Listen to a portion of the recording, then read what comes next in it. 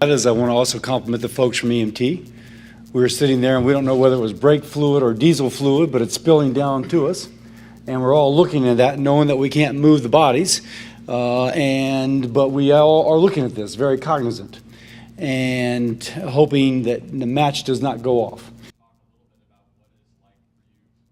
We again came to a very distressing scene with obviously very severely injured people, and the atmosphere was as professional as that setting could allow. And I do think it made a difference. I think what the people on this stage did hopefully has saved a life.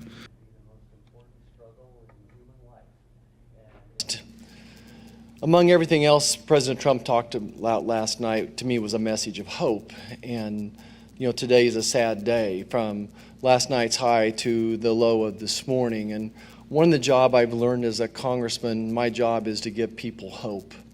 I've never been able to explain why bad things happen to good people. But as a physician, I've always tried to give people hope and to keep that hope. And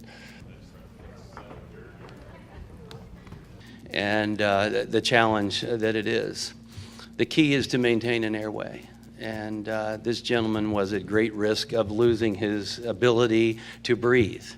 And we were doing the best we could externally and succeeding, and made every attempt in a difficult situation to intubate this gentleman. What it did for us, though, it's hard to intubate somebody when they're not sedated. And that's the biggest challenge.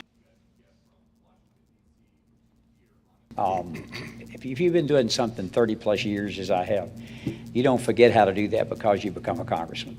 And it's just something that you do. And your brain just clicks into it's almost like riding a bicycle.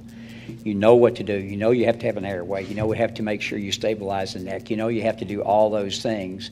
And so it's your training that kicks back in. Every single person up here are all experienced physicians. They know all these things. It can be scary if you don't have that training. But when you do, you can use every skill you have. I don't care whether it's in the dirt like we were today or whether it's in an operating room. You do what you can right there to try to save a life. That's what everyone. Well, the train came to a very sudden stop. There was a loud bang, and the electricity went off, and there was a kind of a smell of electrical burning. So you know something terrible has happened. We are